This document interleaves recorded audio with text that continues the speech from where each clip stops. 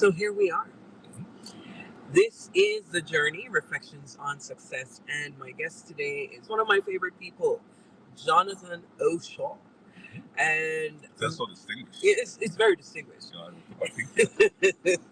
So let's see if we can introduce him. He is a motivational speaker. He is a DJ. He's a radio host. He's a creative director in radio. Specifically now he's at ELMNT 106.5 and 95.7 in Ottawa. He is a foodie. Mm-hmm.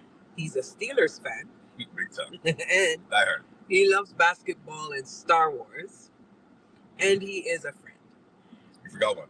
What's that? I'm a daddy. Daddy. That's the most important role. Most important role. So, and we'll get into that. And so we're happy that you could take some time. Anytime. To talk to us here on The Journey. And as you know, we talk about success here, but we don't impose it only in the first part of the show. No problem. And so the imposition right now is, how do you define success? And then, do you consider yourself successful? I do not consider myself successful, and I probably never will, because when I get to a level, Mm-hmm. then there's the next level. Right. You know what I mean? I'm on the next floor, Right. and I'm the dumbest person in the room on that level. Mm-hmm. And once I become the smartest person in that room, it's time to jump to another level. Right. So I don't think I'm ever going to be satisfied with success. I'm not ruthless, but I look at it as though once you get to a certain level in life, Mm-hmm. then what's next? Mm-hmm. You know? And once I get comfortable, Mm-hmm. then I know it's time to move. I know it's time to move forward. That's probably the best way of saying it. I'm not one of those people who, cock up them foot and just say, hey, I have what I have. I've arrived, start reading my press clippings and stuff like that. Not that they actually write about me, but anything like that. But, that type of thing. You don't want to drink your own Kool-Aid. Exactly. Okay. So, in speaking of that, everybody starts somewhere, and you start in the famous Malton. Okay. Growing up in Malton, immigrant parents, Jamaican. Yes. What was that like? In Malton or before Malton. that? Okay. For me, Malton is a blur. Really? Believe it or not, Malton is a blur. Funny enough, Mm-hmm. I consider my original hood, Yeah. so to speak, the Bloor and Danforth area. Really? The Bloor and Danforth area, I think, is what shaped How many me. years were you there? I was there not even that long when I think about it. Mm-hmm. I was born and lived on Major Street. Mm-hmm. Around 3 years old, I moved from Major Street to Fulton Avenue, Mm-hmm. which was again Broadview, Danforth area, Mm-hmm. and then basically moved across the street again. When my aunt moved from Withrow, my Aunt B moved from Withrow over to Cambridge, Mm-hmm. and then lived there until my Uncle John passed away around when I was 7. He passed away when I was about 7.5, till 8 years old. Mm-hmm. But that area was so full of multiculturalism, Mm-hmm. so full of just life, and just the Bloor Danforth area, being able to walk down to Danforth. Mm-hmm. My grandmother lived across over Regent Park, so I was able to walk to Riverdale Park, Mm-hmm. across the street, across the park over to where she lived over in Regent Park. And then also, my sister lived over on Cape, so again I was able to. During that. Yeah, it was really nice. That was the hood. That was the hood. Malton for me, Mm-hmm. when I first moved there, Mm-hmm. was racism. Was Mm-hmm. just different. Not a lot of black people around that time, and Mm-hmm. I felt very different. Like I'd grown up in Toronto. I grew up around a lot of Greek culture, people. I'd seen a lot of different things, Yeah. and at the time, Malton was just different. At that time, Malton was very white, very, very white, So I hear. very, very white, and just the whole aspect of, people in Toronto looked at you like you lived in a suburb. They look at you as being very foreign, whatever. And in the area that I lived in, there weren't a lot of black people. Around the other areas in Malton, there were more black people. But on the street that I was on was, there was Italian people. And I had never really been around a lot of Italian people in Toronto.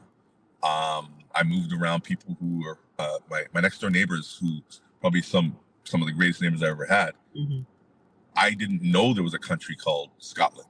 I'm being honest. I knew Ireland. I was around a lot of Irish people. Like, who's this Scottish? Whatever. And then the people on the other side of me were from, one was from Manitoba and the other one was from Newfoundland, right? So it was a very different demographic than what I was used to when I was living on Cambridge. Cambridge, most of the people that I lived around were all from England. They were all English people, and because, again, Jamaica being a British colony, you could relate to them really, really easily.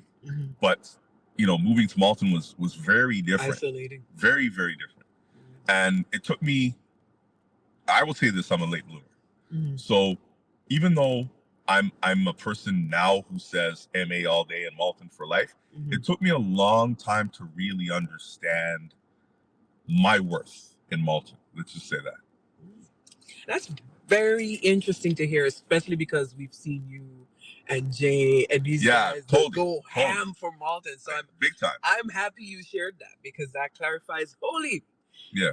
So it took a while. Like, I mean, as I said, like as you talk about it, it's a journey. It's not like I walked into Malton like, hey, Juice, what's going on? Like all of that took for, like, when I think about it, while I was going through it, it was like, man, I can't wait to leave this place. Man. I can't wait to leave. Like, I can't wait to move. I can't wait to do this. Yeah. And then now looking back at it, it's like, nah, man, those are some fun times, man. That's interesting. So, from my observation, family is very important to you. Incredibly. And you're really good with the tangential relationships. So the aunties are a big deal for you. Like, like we've seen, you messing with Auntie Dorothy, and well, you really been paying attention. Yeah. You know what I mean? So tell me how they. If my phone goes off, it's her. Right. it probably will too. Yeah. It probably will. Yeah. So, like, tell me how all of that shaped you, like having that connection to family. Well, growing up, my Aunt B was the first immigrant black nurse from the West Indies in Canada. She arrived here in 1953. So she was one of 9 children. 8 of them holding the last name of Massa. The last one is Lindo. So growing up, I was always around, whether they lived in Canada, whether they lived in New York, whether they lived in Jamaica. I was always around for the majority of my uncles and aunties. So it was Uncle Charlie, Aunt Lynn, who were like my rock. Like, they were the people who I went to go see until I was 19. They moved to Jamaica. They moved back to Jamaica, but it was always grandma lived in Jamaica until I was like about 10, and then she came up. My uncle Cyril, he lived in New York. Uncle Albert lived in New York. My godmother was May.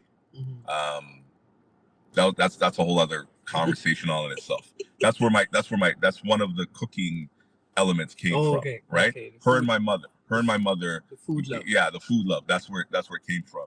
And there's other people in that mix as well too. My Aunt Mel lived to 104. She was a school teacher in Jamaica, also a nurse, and came here as a nurse to work with my Aunt B. And she's the one, believe it or not, who I learned sports from. Oh. She would sit there and watch, like, if you're playing ringette, she'd be like all into it. She had this pink radio that she used to listen to the Blue Jays on. And that's how she listened to most of the Blue Jay games. She was here in the 60s, so she's probably the only member of her family to actually see the Leafs win. I think it was 4 Stanley Cups. She said that she was able to watch the Leafs win. She's probably the only person. The only person. I mean, she's gone now. She's gone now, but yeah. Wow. Yeah, she's the one who I learned sports from. Mm-hmm. She was a big time Blue Jays fan, like big time Blue Jays fan. So I mean, you couldn't say anything about the Blue Jays tour. You couldn't say anything about the Leafs tour because every year, like I always said, before she passes, I hope we all get to watch her, enjoy the Leafs again. Yeah. And we actually buried her. I bought her a Maple Leafs jersey. So we buried her with Daryl Sittler's autograph and her Maple Leafs jersey. That's dope. Yeah. That's good that you were able to do that. So, where did the love of music come from? Everybody in my family played music. Like my Uncle Ken, and it's funny now, he's a deacon at his church, but he DJ'd a lot. Like he's the one who at 2 years old, as the story goes, put me in his lap and made me put the 45s on the turntable. Okay. My brother-in-law, Winston Dixon, he went to he's a KCO boy, so he was known by Detroit disco, or people know him as Dicko, and he played music until his passing. And he's another one who played music around me and everything like that. And my other cousins and my mom, to some extent, they all love music. Believe it or not, my love of Yellow Man actually came from my Aunt B. Okay. She went down to Honested's and bought me the Zunga record, and that was it. Wow. Aunt Dorothy, her favorite song is by Fab Five, Good Buddy, believe it or not. Every woman deserve a good buddy. Yeah, she's gonna be 90 this year. Listen, 90. And that's understand. Her favorite song. That's that age group's favorite. As I said, but so you get a range of years of music. Yes. That you get to appreciate music. My dad also was a DJ. He called himself Pisces Disco. Okay. But I didn't grow up with my dad. So from what I hear, I mean, I never saw him. Was a big name. Yeah. Still. I never got to. I always wanted a pair of speakers from my dad. I kept hearing everybody say, "Yeah, man, your dad, he could make some speaker, man, them speaker box." And I was like, "Dad, just make me a pair." Yeah. Never happened. Yeah. And that's a whole other conversation. So. Okay, but my dad could play music. So everybody's throwing in the musical taste. Yeah. And they're very different. My dad always used to call it when he was part of Canadian Jamaican Excelsior fraternity and Fawanga. So he would always say, when I do stuff for the fraternity, he would always say, play the disco, play Too Funky, and then play a ragamuffin. But he was always more into the waltzing types of music and stuff like that. But yeah, I got musical taste from him. Big people taste. Yeah, and I played the piano for years. Really? Yeah. That's nice. Yeah, from 6 till 17, I was, glued in front of the piano. So it gives you an ear for music in a different kind of way. Yeah, but when somebody gives me their CD and says, "Yo, Jules, my player song," and I'm listening to this thing and I'm like going, "It's great." Hear you. How that goes. Yeah. So by age 19, you credit the great Barry Booth with busing you in DJ. One of them. As far as TKO goes, yes. As far as TKO goes, putting me on that platform that would be the rest of my life, yes. But as far as like getting me involved in music, I would actually have to say probably my mother. My mother, my Aunt B buying the piano. My Uncle Ken, as far as, the DJ part of it. Winston as well too, like going over my brother-in-law, that part of it. But as far as, the TKO part of it, definitely would have to be Barry. Yeah. So tell me about that mentorship in a city like this, because Barry's Easton. Yes. Very East End. So tell me, very East End. How does this mentorship happen? Okay, the story behind the story. Yes. Okay, so I was playing with a sound crew at the time called DEFCON 4, and that was Ray Ramus, Andrew Squires, who's now deceased, and Paul Barr. Those were the guys, and then myself. Mm-hmm. And I met Andrew at church, and that's a whole other conversation. But that was the core that we started DJing from. I was about 17 in the crew, and we did a Malton festival, and we needed a sound system. And a friend of mine, Michelle, warehouse. Yeah. Well, that wasn't even around then. That wasn't even around yet. Mm-hmm. So she suggested to Barry to, she suggested, Barry rents out a sound system, use it, put it on a float, and you could do the Malton Festival from that. So that's where I first met Barry. But Barry had also come by the high school I was going to, which was Morning Star. But the love of TKO actually started from my work with Ron Nelson. I didn't go to the show that day, but Ron had played a tape, or he was asking sound crews to bring in let me hear what you sound like. And Barry had made this infamous tape.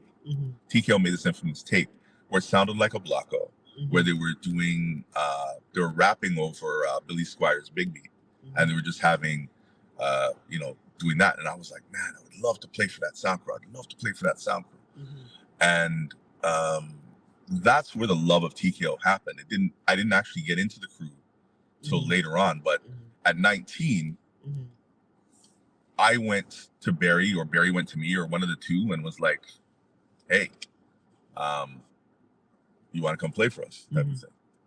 And that's kind of how it really started. It was that meeting of playing, doing the Malton Festival, where the guys in DEF CON were all going their separate ways, in the sense that I had just come back from Jamaica. I was 19. I was going off to college. I was going to be a cop, and going in that direction, but still wanted to play music. The other guys were a bit younger than me. Ray did become a cop. Paul wanted to, go work with his family doing lighting and stuff like that. He's very successful doing that now. And Andrew wanted to do more, stuff. He was younger than all of us, and he was still doing the courier thing. And the music part of it wasn't as strong as it was before. So I wanted to continue it. And TKO was always that name that I wanted to be with. It was I'd asked, believe it or not, to be a member of Schick Dynasty.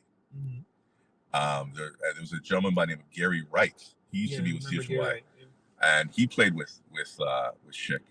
And I was like, because I would do some stuff with him, playing music. We lived on the same street. And I'd say, hey, I want to come along, and being that young kid, and he was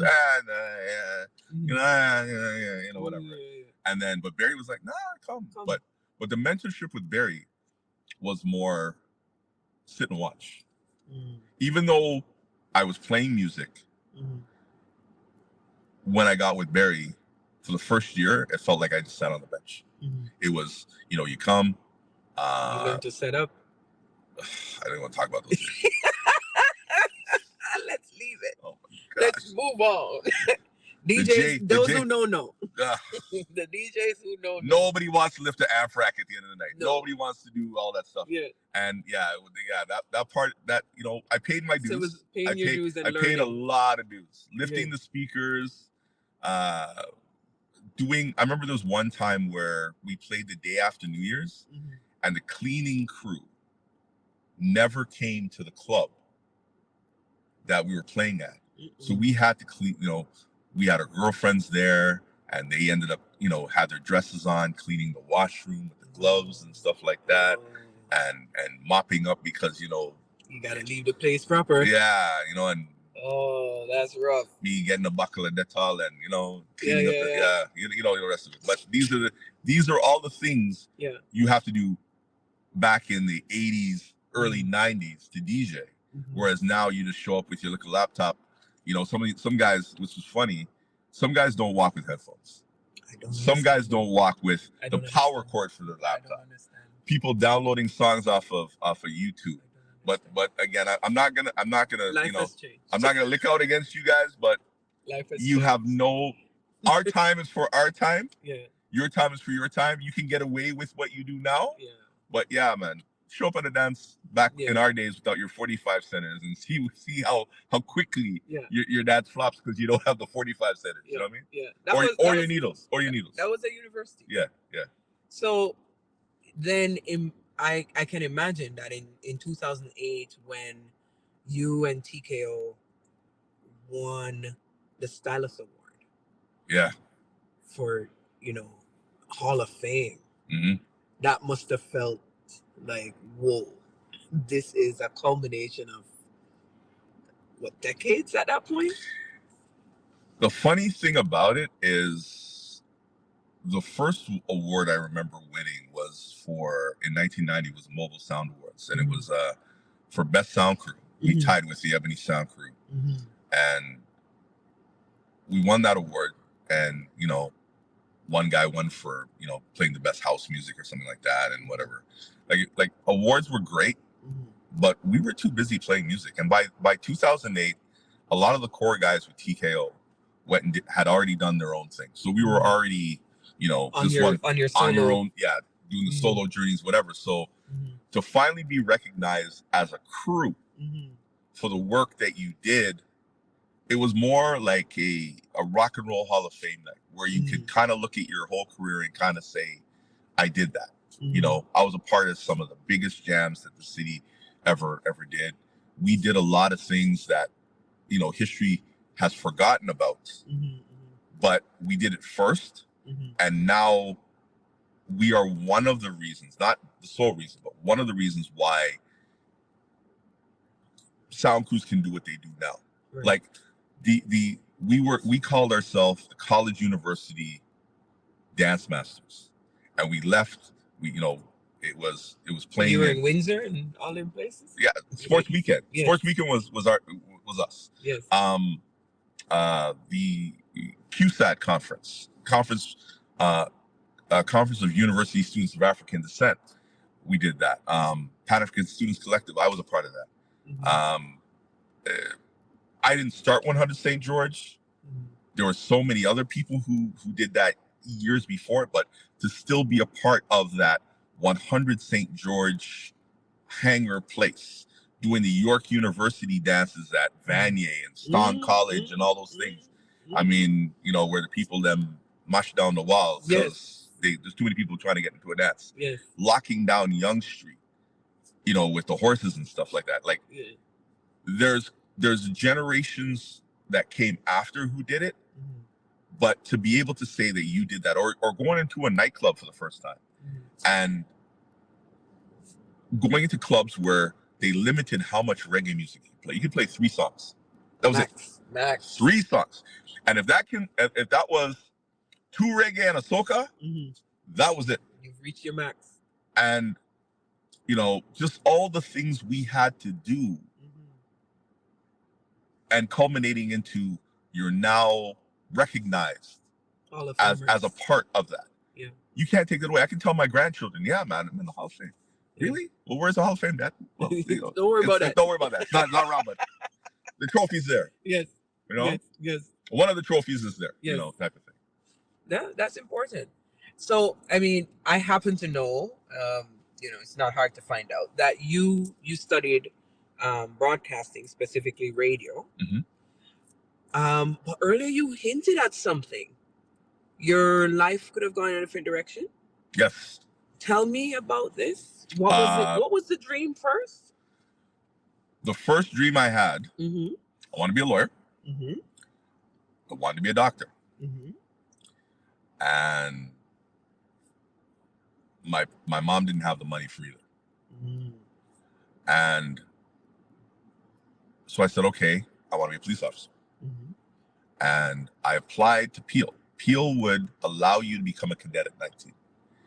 So I went on a journey with trying to find my brothers and sisters because the application had an element of me having to find the dates of my brothers and sisters. So it just so happened that I was walking down Young Street one day and I ran into my sister. And I was like, I need this. I need all this information, whatever. Because again, different mothers, whatever the case may be, growing up, and got the information. And I was, had written the test, was gonna go to the police force and all the other sort of stuff, da da da da. And at that time, I started becoming very aware of my blackness, very aware of who I was as an individual. And around that time, I can't say exactly when it happened, but they shot Michael Wade Lawson. And when the picture came up of what Wade looked like, and I looked at the picture of what I looked like at the time, I was like, that could have been you. He looked like me. And there's places, I remember Golden Touch said, boss man, I know you're Juice Man, but you look like Wade Bud, and I kept hearing that a lot. Wow. And when I saw that they wanted policemen to wear a badge that says, I support the police officers who were involved in that. Oh no. With their badge numbers and stuff like that. That was one thing. I was like, nah. You can't sign up for that. And then the other, there's another gentleman who I can't remember his name, but he had mental health issues, and they killed him as well too. The police, and then Dudley Laws had called for, the SIU investigations, and again, big up Dudley Laws because he is the one who made, that whole aspect of the SIU being very important. You know what I mean?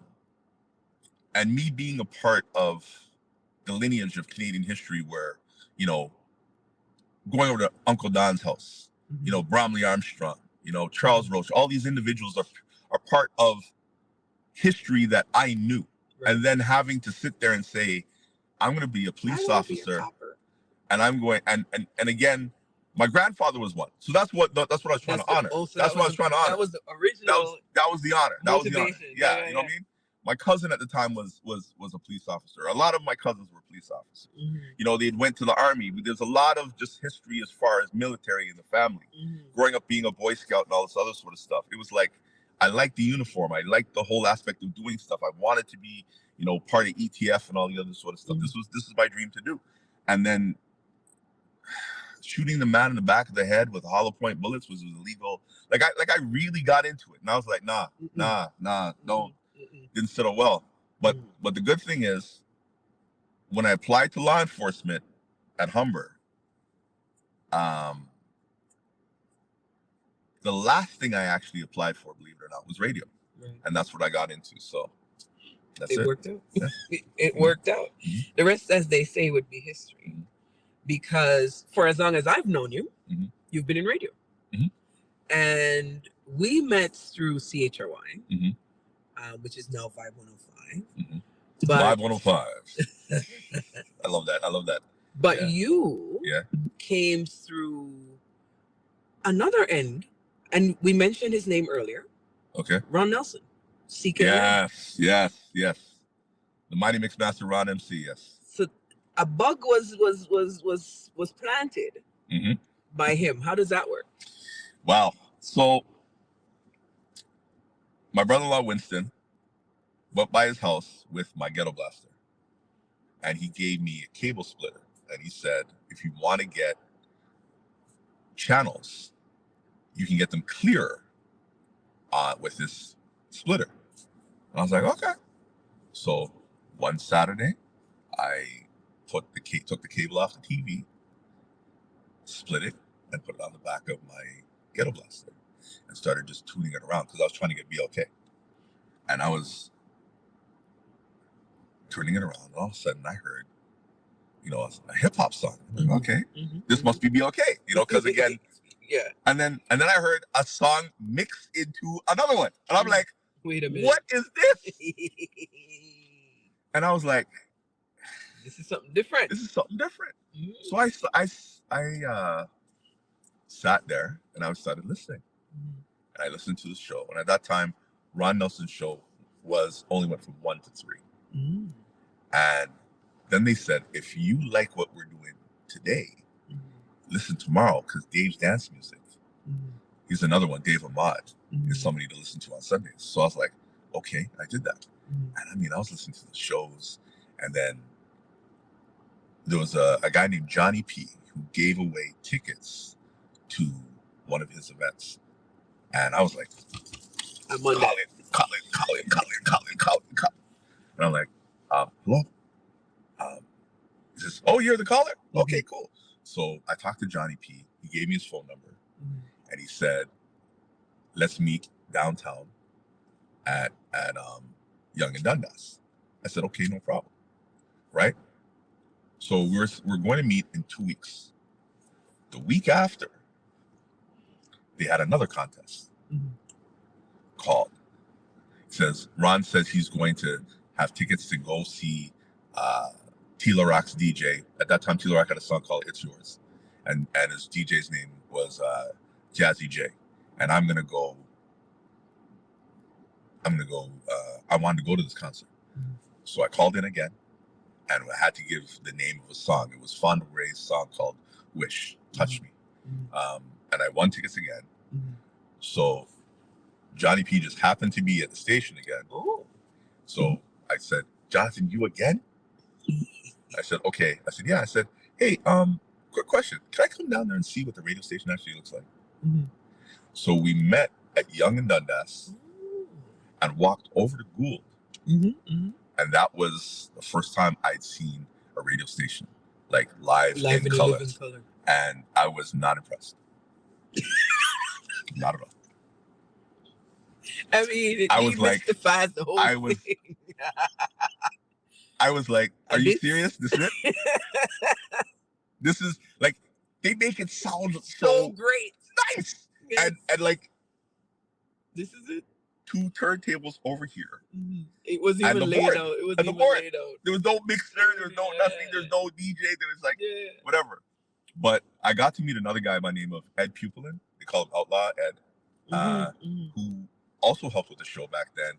I got to meet some other people down at the station, and I won tickets, and that's where I actually answered the phone for Ron. I asked him if he needed help answering the phone. So I was working at the Eaton Center, and after I finished working at the Eaton Center, for the last, at that time the show went till 3, but then it moved to 4, like 1 to 4. So for the last 2 hours of the show, I would finish work at like 1, 2 o'clock ish, and would go over and answer the phone with Ron, and that lasted for about a year, and then a year, maybe a year and a half, and then Gary Wright, told me about CHY, how CHY was doing their thing, and that's how I got to go up to CHY in '87 and do that stuff. And then how the Ron thing worked with me is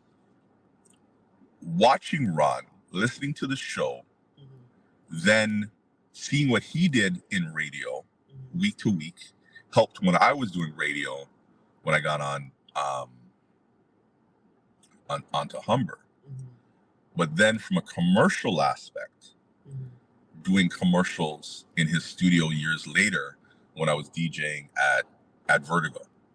And that's where I learned how to write, was with Ron, doing commercials on a weekly basis, doing something like that. I was never a screamer.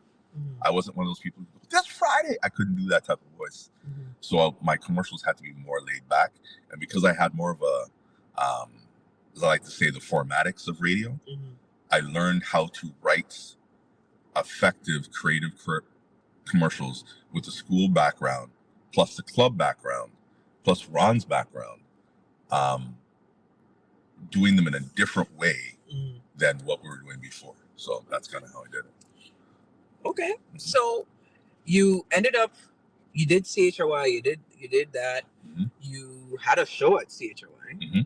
I had three shows. The Voices, the Voices program was one. The Voice program was one, and the Joyride was the next I remember one. Joyride. And then the first real one that I did was Melaine Brown's show. She used to have the Brown Sugar Show. I used to actually just DJ for her for that. And then Melaine left, and then there was an opening for a show, and then I applied for one, and it was overnight.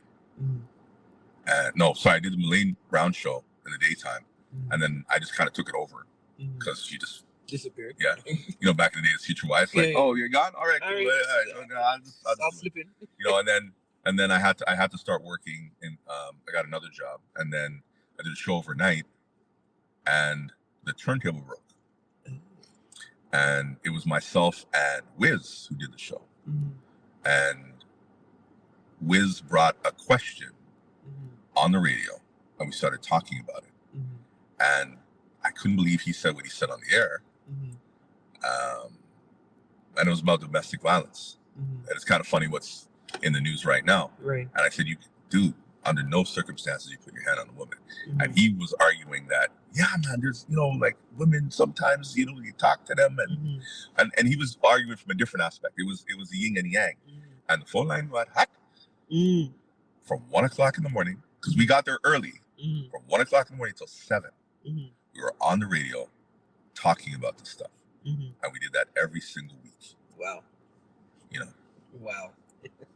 So, all of those experiences, how do you then transition to commercial radio? Because that was you paying a lot of volunteer dues, but also gaining experiences. How do you transition to the original flow? I like to say that. and these other spaces. You take all those experiences and you throw them in the garbage. Yay! I'm being honest. Hey! It's a totally different. I know everybody. Everything I learned He learned bad habits. I learned so many bad habits. But not so much bad habits. Like one of the great things I will say is I always had a foundation. So in DJing, I had the foundation of playing the piano. The piano is the foundation of all other musical instruments. If you can play the piano, you can play any other instrument out there, right? I took dance for many, many years. I took ballet, believe it or not. I'm still flexible to this day, right? And because I took ballet, I knew the bottom, the formatics of all the other sort of stuff. So for radio, I took radio broadcasting. So I knew how to do all the jobs in radio. Whereas guys who come off the street, and there's nothing wrong with this, they come off the street, they believe that they're entitled to have a radio show because they believe their radio show has this many followers and whatever. And as we were talking off air, nothing like this. So yes, you are doing a show on CHRY 105.5, and people call in, and you believe the phone line is hot because back then we only had one phone line. So it looks hot. It looks like you the man. You looks like whatever. People stop you and know your name and whatever. Yeah. But you are black people famous. Yes. You are not white people famous. Tell them about it. And one of the most humbling experiences of all time is your program director says to you, go down on the TTC right now, sit on the TTC and go up to people and say, hey, my name is Jonathan. You know who I am? Just do that. Just try that. Just try that. And see if they don't lock you up. See if they don't lock you up. Like literally. Who are you? Who are you? Right? Who are you? Yes. Right? Yes. And there's Barris can sell out a stadium. No problem. White people have no idea who Barris Hammond is. Very few. We actually have to say we say, do you know who Barris Hammond is? No. Never heard of him. There are people in the city of Toronto who have no idea what Carabana is. Even though Carabana has millions of people who come to Carabana. They born, raised in Toronto, have no idea what Carabana is. No idea, watch TV all the time, have no idea that there was a movie called, Black Panther. No idea. They've watched him in James Brown, the James Brown story, but don't remember the name of the actor. So I had to learn that CHY 105.5, as wonderful as it was, as beautiful it was as experiences, CHY was about playing great music. And you talked way too much over the music. We took calls, we read flyers, we did different things, we did whatever. We were very impactful to the community. I will say that. My college radio days, or campus community radio as the proper term, was very impactful. I think of the things that I did in college radio as very impactful. I look back at it now and I say to myself, I had LGBTQ people on my show battling people with the Bible. I remember that was one of the shows we did, and it was funny. It was funny but good. I had Black Cap on the show all the time. We talked about different things that were not things like, nowadays it's regular to do that type of conversation. Not necessarily, but back then it was like, Juice, you're killing your career by doing this, right? Right. You have gay people on your show. What are you doing? So just the whole conversation about it. I remember I tried to talk about battered women, right? Or abuse of women, sexual assault to women and stuff like that. And I remember I tried to get Black people to come on the show and I remember it was hard. And I talked about customer service with Black people. I talked about even, having certain members of the Black community on, and I raced them up. I wasn't trying to be nice. I said, because we needed to have those forums where, we're going to hold you accountable. But commercial radio is not about that.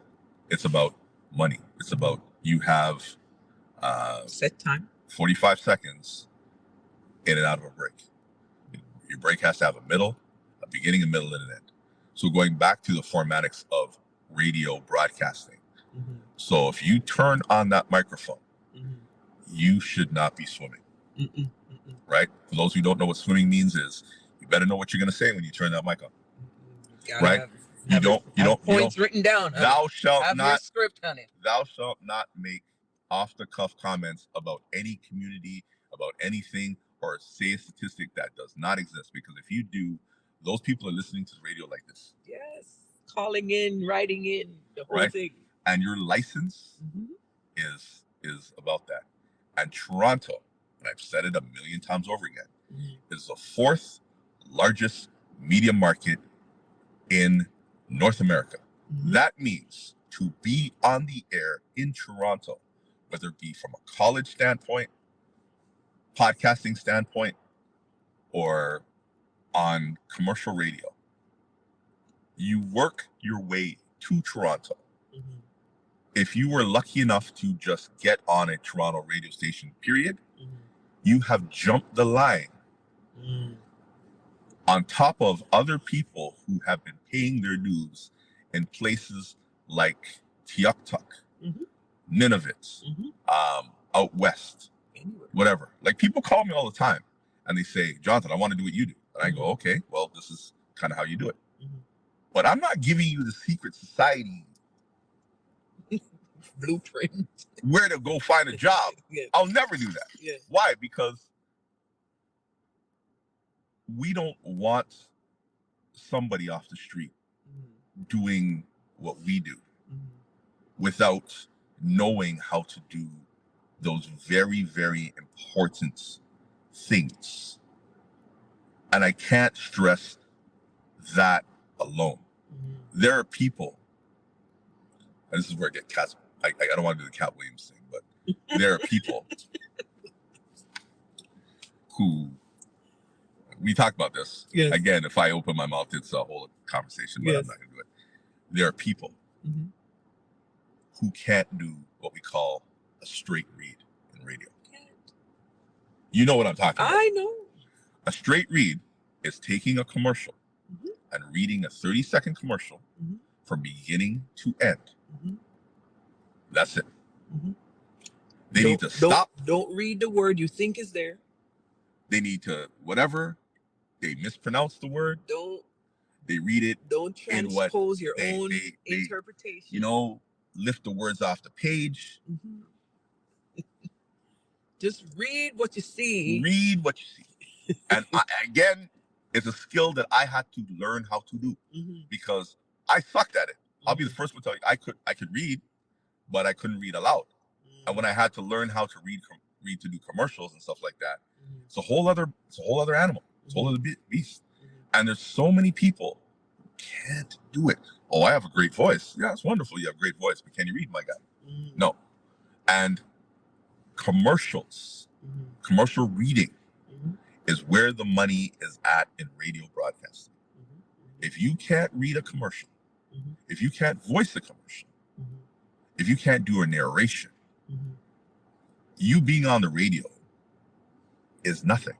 You be replaced very quickly and very fast. Yeah. Right?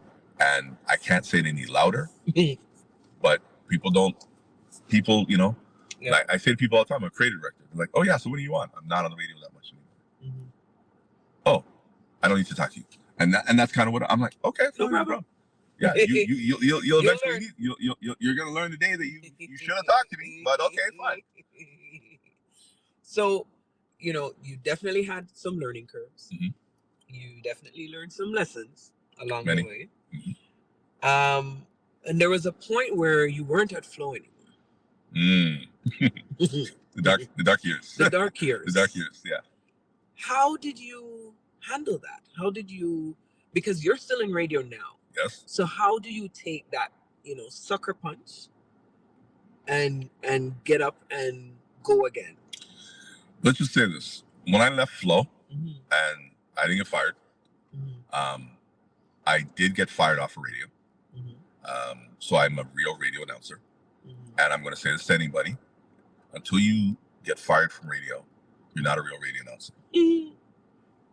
Hold that. And I mean that wholeheartedly. If you've never been fired from a radio station, you're not a real radio announcer.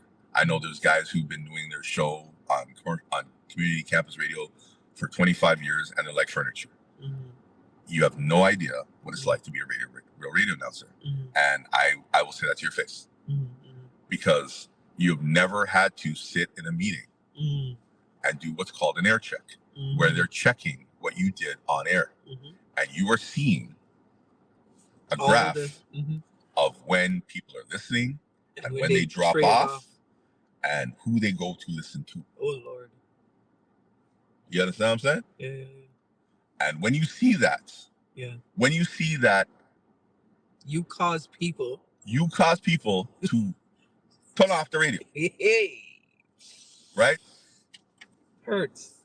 You decided to talk about something that was very controversial, but you framed it in such a way where everybody picked up and left and didn't come back. Or you played music at a time of year where people decided, we don't want to hear that, and left. And when people leave, they don't come back. You know, your barber has been your barber from you're a kid. But make that barber give you a bad haircut, you gone somewhere else. That's how it works. And when you, as a radio announcer, when I left Flow, I was done because I was tired of the politics. I was tired I didn't understand, because again, I had bad habits from community radio and didn't really understand why we couldn't do what you were doing before. Yeah. And it made me angry. And I left and I worked in other industries. And I got back into, I left Flow and I left this would have been like 2004. And I didn't really get back into radio again until maybe 2011 or so. No, I did. No, I was a sales rep. Out in what was that station I did? So call it. I actually worked at Lama Quaid for a bit. Yes. So I worked at Lama Quaid from I think it was 2004 time to maybe 2006. I was there for a little bit, and that brought my love for music back because I was done. I was really done with music. I was really, I wouldn't call it burnt out, but I was just not feeling it at all. Just wasn't feeling it. And I worked at Lama Quaid for a bit, and that kind of brought my love for music back. And then I started working at Wave 94.7, which was a smooth jazz radio station. And I worked under a gentleman, sales rep by the name of Simon Concept. And Simon brought my love for radio back because, as dumb as this may sound, we had a consultant who came in who talked about all the things about radio that I didn't know. The business, the core business of radio, right? Bread and butter time. So when a man sits down and says, and they pull open the books and they say, this is how you make money. You know, this is how you make money. Yeah. So when you're sitting down and you get, this is how you make money. All of a sudden now, you realize, oh, okay. These people over here have this share of the market. You have this share of the market. If we bring them over here, those people will leave there and will gain this amount of play and goodbye you. And it's business. And when you start hearing those things, you start saying, okay, I need to do this more. I need to do that more. I need to do more of this. I don't need to do that. I'm not going to sit there and play that. So when people come to me now and they go, Jonathan, play my song, or why don't you play your music? I don't say what I used to say anymore. I say, I have Bounty Killer, I have Beanie Man. Does your song stand up against those? Because these are tried, proven, tested. Correct. In every market. Yeah. You're bringing your non-mastered song to me and wanting me to play it up against that. What's your lead single on your own? I don't know. Okay, you do? When you figure it out. Bring it back. And people say I'm cold. Yeah. I'm trying to keep my job. Yeah. Right? Not just your job. There's a standard. That too. And there's a standard. Radio announcers and commercial radio don't buy Christmas presents until January. Right. Because the book don't come out till January. Right. And we don't know we have money till January. Like, whatever. When you balling Bruck because you bought Christmas presents, we Bruck because we don't have no job. Come January. And we saw it happen again at the beginning of the year. 3,000 people at Bell and Rogers gone. Right? You're seeing what's happened with breakfast television and a show that's been around for 40 years, which was City Line. City Line. That's done. And they've now amalgamated those things. Now they're talking about doing like this is where the world is going to, right? Denham Jolly just talked about this in a live that I was watching. Yeah. Right? Where he basically said, so you want me to stick around against trillionaire Ted, right? And billionaire Fred as a one lone entity, right? If Jonathan, if the most I can offer Jonathan is a 6-figure income, $100,000, right? And that's my max. And Bell can come and offer Jonathan $120,000 to work for him. Jonathan's gone.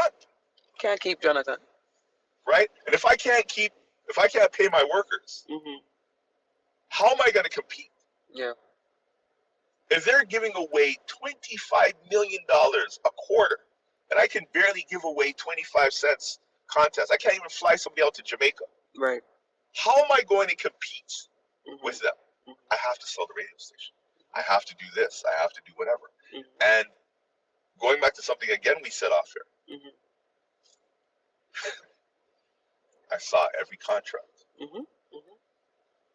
that went through CHOI. I saw every contract that went through Flow 93.5 from March of 2001 to August of 2004. I saw the same thing from 2011 at Flow, at G, till what? May of 2019 at G. Yeah. I know how much money people spent. So when somebody comes to me and says, "Yeah, mommy, I've been spent big money on the radio," Lies.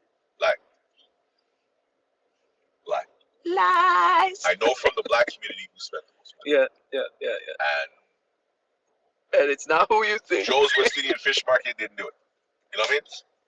It's not who you think. If you need to call a radio station and find out what time your radio ad is playing on the radio, you didn't spend the money, boss. You didn't spend it. You know what I mean? Because I'm telling you. Because there are proofs of performance. Totally. And there's other individuals who are doing 48 commercials a day. Yeah. So that's 2 an hour. Yeah. You know what I mean? It's a business. For 13 weeks. Yeah. Their commercial is in your face. Yeah. You ain't spending that type of money. Nope. At all.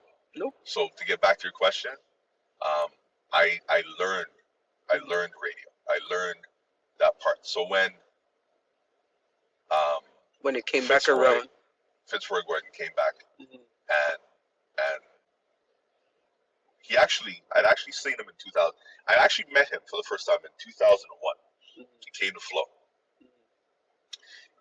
In 2004, I went to the Magi Awards, and he said when he gets his radio station, he's going to hire me. He actually said that.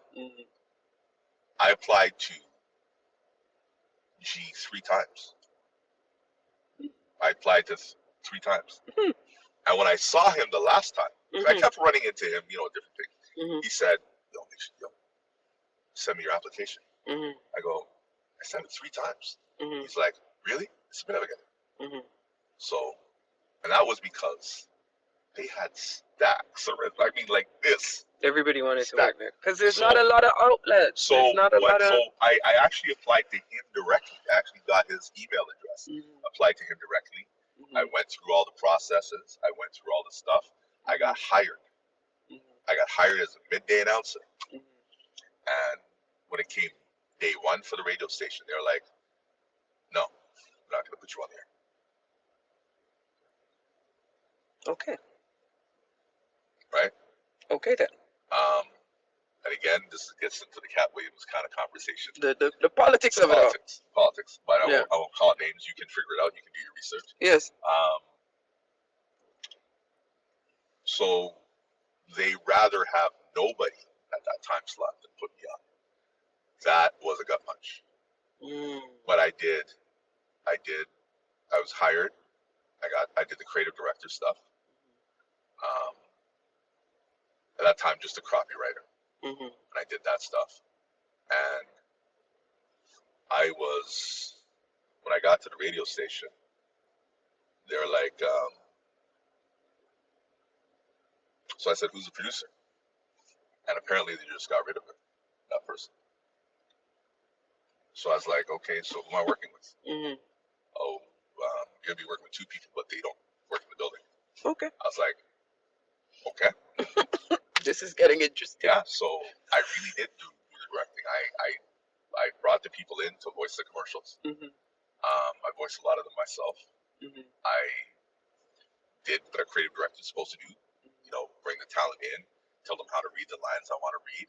I took the 2 recordings, and if it was more clubby, I gave it to Jester. If it was more corporate, I gave it to Riz. And they did their stuff for a while, and then Belinda came in, and then that's kind of how it started. And I saw them bring on person after person after person in the midday slot that I was originally hired for. And not Jonathan. And not me. Wow. How I started doing Sugar Daddies, right, was because Mark didn't want to do it no more. Mark wanted to go over to Lexi and go do Lexi. So then there was an application, and he went to everybody and offered it to them. And nobody wanted it. And I had a baby coming at the time, and I was like, yeah, I'll do it. I'll take the money. And I did it. I was the MC for that, and I did the fill-ins, whatever. And again, I'm going to say this to you straight. What did you say that I was in? What did I win in 2008? Stylist. 2001. So I'm a Hall of Fame DJ. Yeah. I'm going to look in your face, and I'm going to tell you, I never DJ once on G98 South. Not one time. Okay? Not once. Remember that. Not a party, not a mix show, not a fill-in, nothing. And I'm going to say this to anybody who's listening. Remember what I just said.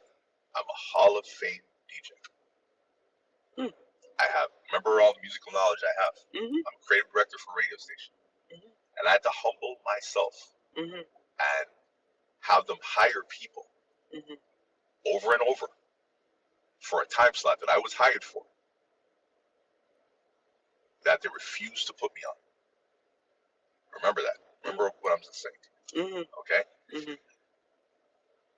So, Jonathan's at the radio station from 2011 to 2019. The program director, the consultant, call him / program director. Talking about Jonathan's years in radio and the humbling moments. Yeah. Humbling moments. Being a stylist, Hall of Famer, DJ, and never DJ on G98. Never, not once. Which is now Flow. Yeah, not once. Not once. But the funny thing about it is, during that period of time, I did so much stuff outside of the radio station. And what was funny is the stuff when I was at Flow, where I would come in and say, hey, I'm the honorary co-chair of Bowl for Kids' Sake, Big Brothers Big Sisters of Toronto. You know, we should do something for the radio station and promote this. And powers that be were like, no. What? You know what I mean? Hey, I'm doing, like things that would get me really mad and really dejected. When I was at G, I was like, okay, I get it now. I understand that this is not the direction that you guys want to go into. You don't want to promote this part of the brand. You only want to do stuff with the morning show. You only want to do stuff with, the evenings, whatever you want to promote, like this sort of stuff. Just drive times. And this is what you want to do. And this is not what you want to do right now. That's fine. Okay. I'm going to carve my own niche. And I just went out and I just, I went out and I started balling. I started like, I got another agent and I started doing commercials. I started putting out my tapes again. And I said to myself that if radio isn't going to give me what I want, I'm going to get what I need out of radio. And I started looking at another book I read during that time was the 48 Laws of Power. And I tell you'll be reading. Trust me. You'll be reading if you read that. I read that. I read the 50th Law. I read all the black books I could read, all the stuff about success in our race, Race for Success, George Fraser. I read another book called A Hole in Her Soul. Like I read everything. Like everything. When I wasn't in radio, I read everything. And because I was reading a lot, my oratory skills got better. They would go up. Right? They would obviously go up. So better vocab. All these things. I started writing. I started doing, like when I wasn't in radio, I was writing, whatever. Like even Millie called me a couple of times and was like, hey, you want to voice some stuff? I said, sure, no problem. I even called her and said, let me go voice some things. Right? I did commercials for other people. I did commercials in other countries. I did radio in Ghana. I was doing stuff in the Caribbean. And the great thing about all that stuff is, so when I got to G and G wasn't allowing me to do certain things that I wanted to do, I was like, okay. I'm not fighting. I'm not fighting with nobody. I'll wait for my opportunity. You know what I mean? I'll continue to do the 50 shots, whatever, like basketball players are doing. Yeah. I watched, and that's when I started watching a lot of sports, and I started watching Marcus Allen, and I kept saying, if anybody knows Marcus Allen's story, Marcus Allen was the ish when it came to football as a running back, and they kept hiring running back after running back after running back and putting it in front of him, and you're like wondering, when is my opportunity gonna come? And when they called his name, he did what he had to do, and now he's in the Hall of Fame and whatever. But when I was at G, I read something, and I was also told something. It says, go where you're celebrated, don't stay where you're tolerated. And I'm not saying, I will never say, like, people ask me this question all the time. I didn't know we were going to church today. People say, you know, would you ever work at G or what they call Flow now? Again, I said, of course. Like, it's radio. It's radio, and that's kind of how it works. It's a circle, so you're not supposed to burn bridges. And a lot of people who've worked in radio, one of the reasons why they can't go back to the radio station is because they burnt those bridges. And I refuse to. Right? Like I have friends who still work at Flow. Right? There's new people who work at Flow that I'm really happy for. I'm really happy for the morning show. I'm really happy for the people who they have. You know what I mean? And I see how it works, and it's a business. When somebody gets fired or let go or whatever you want to call it, it's just business. It's not personal. It's just the way things are. And you're happy for the new people. You have to work with the new people and stuff like that. I mean, but for me, when it came to G, I realized that if I wanted to make a name for me, I had to go. And I started seeing some of my friends leave the building, and I said, "Don't leave me here." Right? And you pack up too. One of my friends called me up, and he asked me to voice a commercial and write a commercial, and I did. And he's like, "Yo, thank you, man. You took me out of a jam." And it looked bad, but let me clear the air on something that was said but is not true. ELMNT FM had approached me to come work there from April. And at that time, from about 2015, 2016, I was only doing 1 day a week on air, doing Motown Marley Monday. I wasn't a full-time employee. I was paid as a contractor, as, you know, just per show. Just for that show. I invoiced them for the show, and I did my creative directing stuff, and I wasn't really doing creative directing anymore. I was doing, you know, kind of it working from home type of thing, doing that sort of stuff. So I wasn't even in the station. I was in the station like once a week. So I wasn't a full-time employee as of 2015 anymore. So I needed full-time employment. I needed all that other sort of stuff, whatever. So ELMNT came to me with full-time everything. And, you know, the money was right. And unfortunately, I went to the powers that be and I said, "Can you match this?" Never got back to me. Right? Never really, whatever. Unfortunately, Fitzroy Gordon passed away. And I tendered my resignation around the same exact time. So it looked that the man dead, and I bounced. But it was time. It's just whatever. And that was kind of the way it is. And I left. And and what was funny is in 2 months of me leaving G and going to ELMNT. Wow. I don't want to say this. Like, I look back at it now and I'm kind of like, that's kind of crazy when I think about it. I'm sitting down with the chief of the Mississaugas of the New Credit, which is a big thing. The man doesn't really do radio. You know what I mean? And I'm sitting down with him, holding court. You know, and he's like, yeah, okay, whatever. And I started doing a lot more of that while I was at the station. A lot more just getting involved, doing whatever, and finally being able to do what I had learned at CHRY, what I learned at Flow, what I learned somewhat at G, but mostly learned what I learned at Wave. You know, I remember the business side. And having read the 48 Laws of Power, I'm armed with all of that knowledge now. And I can sit there and do meetings, right? So like now it was like a guy was going on vacation and they're like, Juice, you know how to, you want to do afternoon drive? Okay. I'm doing afternoon drive. I'd only been working at the radio station for 2 weeks. But all the things are coming now. Right? Hold on.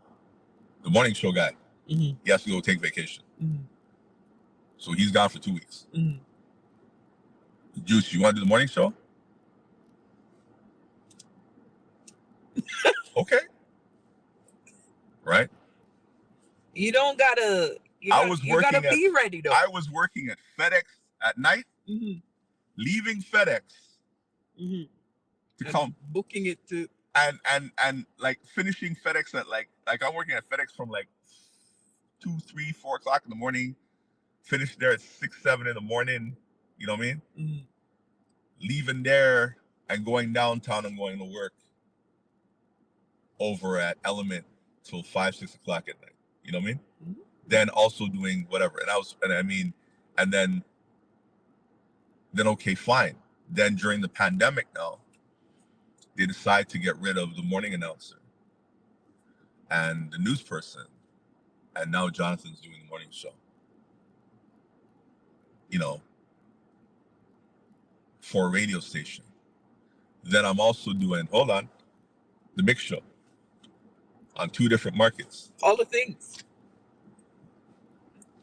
And getting paid on top of my regular salary. Yes. They're sending me out to events now. They're doing all these different things. They're using me, whatever. The ratings start to move up like this now, whatever. And I'm sitting there going, I became the Marcus Allen. You know what I mean? And just be ready, man. I was ready. Just be ready, man. That's the most important part. And also during that time, my agent called me. Again, a month after I started the radio station, my agent called me. He's like, Raptors want you to do game 6. Right? Socrates can't do the commercial. Socrates did game 5. Yeah. And they're like, yo, I got a new job. I can't leave. He's like, I was like, okay, guys, I got a doctor's appointment. I forgot about it. Like, right? I don't know if I'm going to be back, but what happened was, and I didn't even have a car at that time. So I had to rent a car. Rented a car, drove down to the radio station, drove all the way up to TSN to go voice this thing. So I voiced it, and it's on his YouTube. You can see it. Okay, but here's the joke. After we record the thing, I'm leaving the building, and I hear, Jonathan Shaw, please come back to the office. Oh shit! Nothing that I recorded. It didn't save? No, not that thing. Oh, it sounded like, and what saved sounded like garbage. Oh Lord! So I had to go back in, and we voiced it again. But now that we're voicing it again, I was able to change certain things and make it even better. So what you hear now is the retake of that. Okay. And that's what aired, and they aired it, and the Raptors won. Yeah, I remember. And I can say you're a part of history. I'm a part of history, and I'm still waiting. If anybody's watching, I need the ring. Somebody give me. They gave the ring to they gave everybody the ring. But I get the ring yet. So I want my ring. That's the one. The one thing I say. Like people always ask me. They always say to me like, "What's that one thing you want? What's that one thing? I said a Raptors ring. That's the one part of my legacy that's not there, but that's it. Yeah. Well, speaking of your voiceover work, Gatorade, with electrolytes to help replenish what's lost in sweat, carbs to help fuel your working muscles, and fluids to help you hydrate. Scientifically formulated so you never stop competing. Rehydrate, replenish, refuel. Gatorade. So that's just one of the many. And I'm really excited about your voiceover work because you have been heard in Super Bowl time, Jonathan.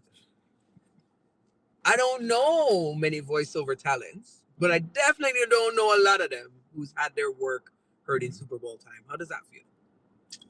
Good. And that commercial that you're hearing, Gatorade bought that and will be playing that in perpetuity. And for those of you who don't know what perpetuity means, that means long after I'm dead. Royalty. Yeah. Love it. Yeah, that love it. That was a nice piece of food when I got that. But and I've been doing Gatorade ads now since 2013. But can I say something in regard to that? When I decided to buy, when I was at Flow, I started doing voiceovers and stuff like that.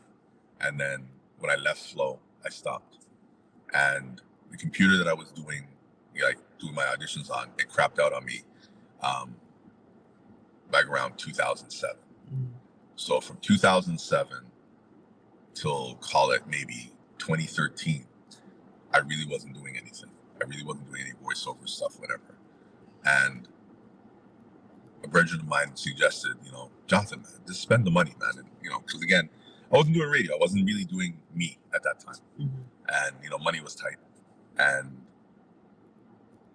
I anytime I wanted to do me, make sure in life you have people around you that support you.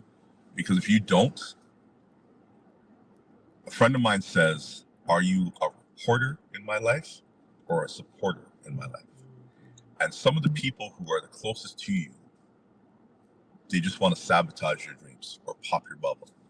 And I remember when I went out and I bought a particular piece of gear. It's called it's made by Apogee. It was called a Duet 2.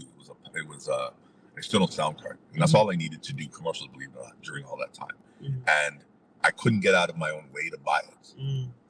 And I told my agent, I'm back in business again. Again, a month later, I get a call. Pepsi-Cola wants to have you do some Gatorade ads, because that's who owned Gatorade at the time. And I did one for a then player from OKC, Mr. Kevin Durant. And that was one of the first ads I did for Gatorade.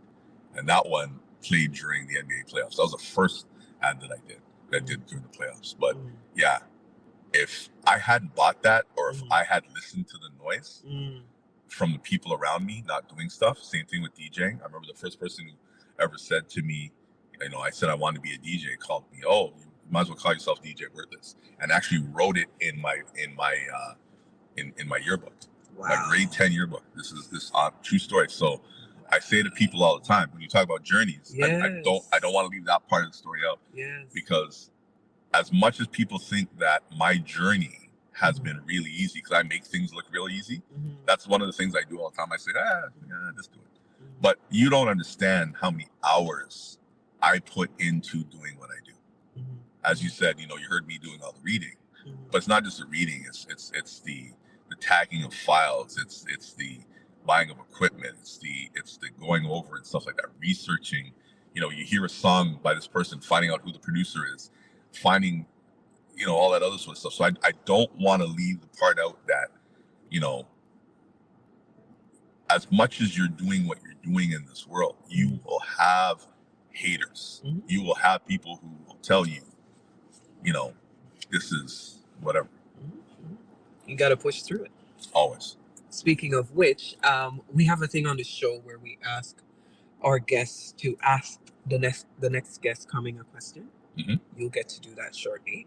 But this was a question left from Kemba, Being leader. our last what advice you have for them. So, question first. Yeah, the question is, how do you get out of your own way? When there are times where you understand that you are the reason why you haven't attained that goal or worked towards that goal, how do you get out of your own way? Okay. How do you get out of your own way? Mm-hmm. All right. And how do you get out of your own way? I think it's in line with where we just came from. Totally. Because I say it to everybody all the time. Get out of your own way. How do I get out of my own way? Number one is there is Juice Man and there's Jonathan. Juice Man will do certain things that Jonathan will never do. And Jonathan will do things that Juice Man won't do. I had to make a caricature of myself and market that person who is shy, who doesn't know how to do certain things, whatever. Getting out of my own way for me is just believing that anything in life is possible. So if I take fear and doubt out of the equation, what would I be? What would I sound like? And who would I become? And in my world, if I write it down, I get it. And the most impossible thing for me in my life, and I know for some people it's an easy thing, is becoming a dad, believe it or not. I thought that I would never be a dad. Like, I honestly thought that. Really? Yeah, man, I thought it would never happen. I honestly thought it would never happen. Okay. You know what I mean? And I thought I would never be a dad. As much as I love children, whatever, I thought I would never be a father. And you have 3, right? I have 3, yeah. Look at that. 3, you know? And I never thought I was going to be a dad. I never thought I was going to be a dad. That's number one. I remember when I was younger in life and I didn't have a girlfriend. I thought I would never have a girlfriend. Because these are things you put in your head. These are things you put in your head that you're never going to be. Yeah. I mean, when I was at CHRY, I thought, oh, I'm never going to work for commercial media. Yeah. So depending on where you are in your life, you set up these blocks. Negative thoughts. Yeah. Right? So getting out of your own way is changing the belief about yourself, and you change the results. So I learned that your beliefs, there's a thing called detour, which is your beliefs become your thoughts become your emotions become your actions, and your actions become your results. So I, for a long time, believed I could not trust anybody. So because I couldn't trust anybody, meant that the results that I was having was that, you know what, I'm not going to be able to do these things because I don't trust another individual. You can't go all the way because you didn't trust. Because this person has to do this part of the job for you, whatever. So if I just say, you know, I didn't even trust, and the worst person I didn't trust was myself. You know what I mean? Like, the worst person I didn't trust was myself. And what that means is you don't trust yourself enough to do the job that you're being asked to do. So therefore you say no. You asked me to do an interview. I'm like, yeah, sure, no problem. I'll do it. I'm shitting bricks. Sorry to cuss. Sorry. I am. It's you too. Yeah. Sorry.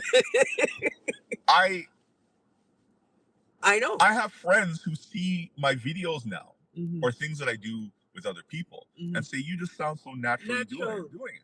And I'm like, you have no idea.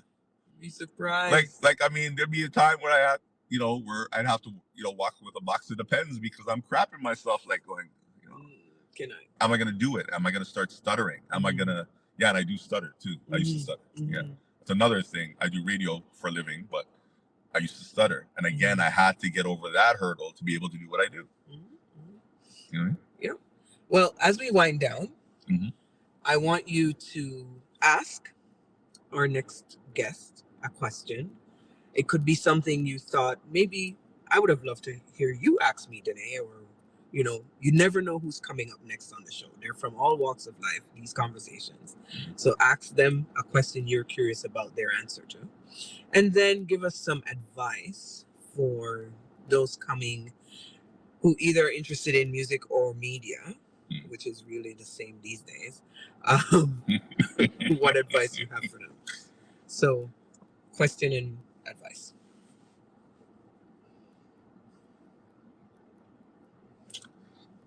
I'm going to throw this one out of left field.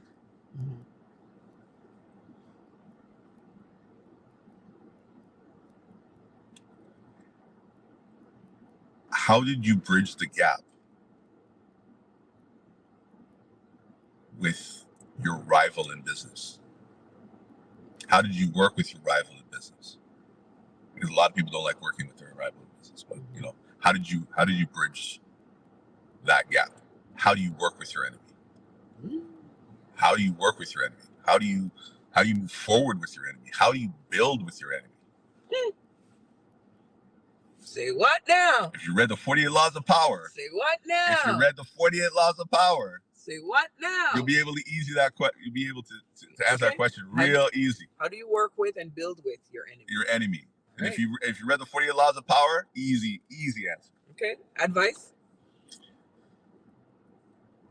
You're not ready, you're always prepared. Be prepared.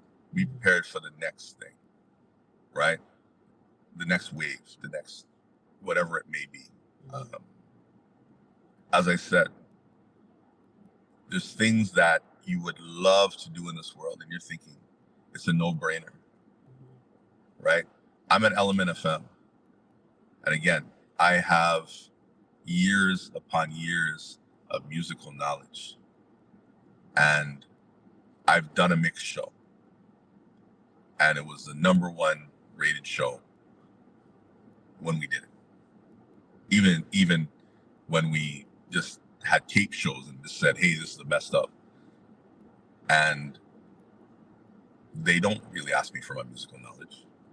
They don't ask me to program music. They don't ask me to do anything like that. So sometimes you may be the smartest person in the room about one thing, but sometimes it's better if you focus your area in building you. You don't always have to be the know-it-all. Sometimes go there and just be a sponge and soak up all the information that you do have, because sometimes having all that knowledge sometimes doesn't allow you to have more knowledge. And your time on this planet is not infinite. Who is the next person who is going to be doing what you do? Like, always look for your successor. Don't be afraid of your successor. Because again, Father Time is undefeated, right?